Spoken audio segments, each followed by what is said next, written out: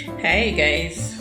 So I have of late I'm having several people asking me why I went silent on social media, and I'm not doing much. I'm not doing a lot, and my answer is that I think sometimes you get burnouts, especially when you're not very careful with self-care. We get burnout. We get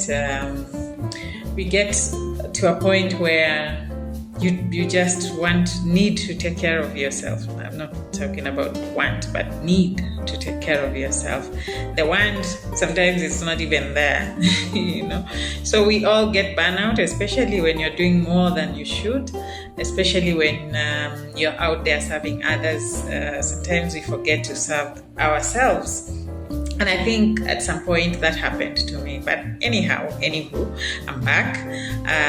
I decided to be doing a video daily, and I'm going to be all about inspiration, motivation, and maybe some teachings about how to take care of your mindset, how to take care of yourself, how to take care of your environment and those around you. So I am here to just say a word or two, and I realized that maybe let me based on what I went through and what has made me take a back seat. I want to talk about self-worth. And self-worth is, recognizing your value in the society and not relenting no matter what happens. So keeping a stable and steady outlook about yourself. So self-worth, how do you achieve, just on a quick way, how would you achieve self-worth for yourself? Because it's your duty, it's your responsibility to take care of that part of your life. Self-worth, working on your self-worth. Number one is that you need to know that the society will always label you. The society will always label you. People will always label you. People will always have an opinion about you. But what matters is that it's what you say to yourself about yourself.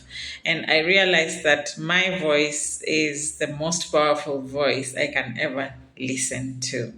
So it's good to just be generous to yourself and respect yourself enough to believe in your voice, to have a voice about who you are and about what you're up to. What you're doing also. Is it valid? You need to validate that for yourself. Number two is that you need to silence your critical mind.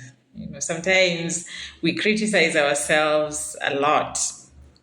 It's okay to criticize yourself, but it needs to have a limit. It needs to have a limit where you know that I cannot speak so negatively about myself. I need to have a limit about how I'm criticizing myself. And as you do that, as you criticize yourself, it's good to look at yourself and see the positive sides about yourself. Not everything about you is negative, of course, and the positives are more. So don't be your own hater. Don't join your enemies in criticizing and hating on you. Instead, just have some compassion on yourself and believe in your own self-worth, believe in your own value. Number three is that you need to take ownership of that self-worth. Own it.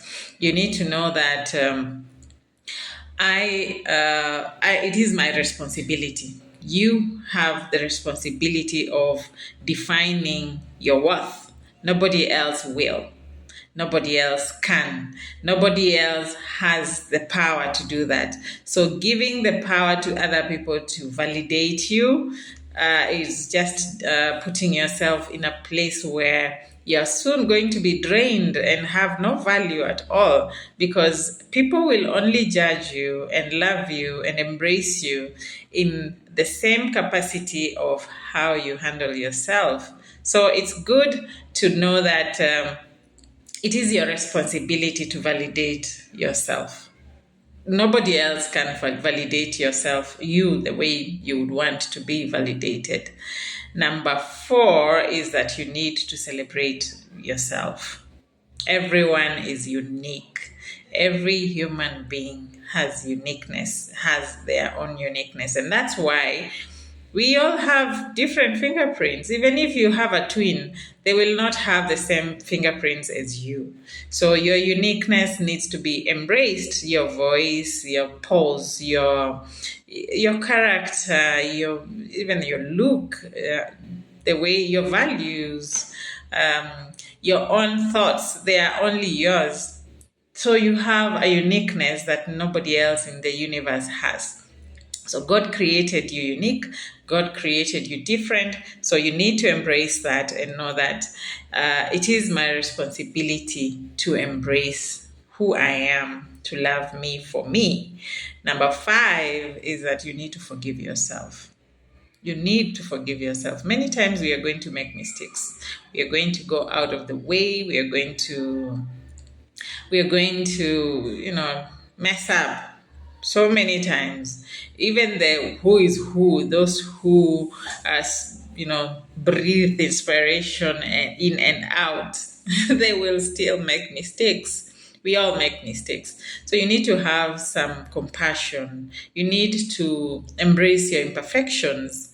You need to know that no one on earth is perfect. So when you embrace your imperfections, you embrace your characters that are not right, then you are creating room for improvement. You're creating room for growth. You're creating room for new things for you to do and for yourself to lead yourself better. So you need to learn to forgive yourself, and it is only in learning to forgive ourselves that we learn to forgive others, which is very crucial for our own mental wellness. Forgiving others is very crucial. So you cannot learn to forgive others when you don't even know how to forgive yourself. So this is something that you need to embrace. You need to work on. You need to believe that you too needs and deserves forgiveness, especially from you. And lastly, number 6 is that you need to be confident about what goes on in your mind. Be confident that you have the power to make the right decisions. You have the ability and the power to make the right decisions about your own life, because it is yours after all.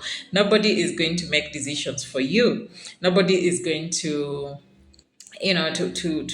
validate the thoughts that you have in your head about yourself, except yourself. So you're the only person who can embrace the validity of your thoughts. You have had your own experience. Nobody has been in your shoes. You're the only person who has been in your shoes. So for you to be able to love and to even bring into fruition whatever it is that you've been thinking about, you need to be able to embrace your thoughts. Many times we keep on second guessing ourselves. You second guess yourself so many times that you end up just overthinking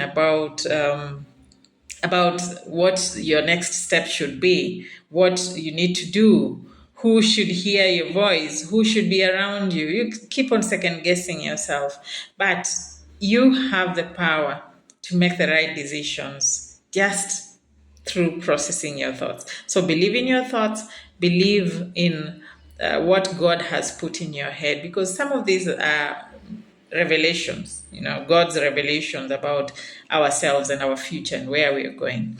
So I hope you've learned something from this, and see you again next time, tomorrow.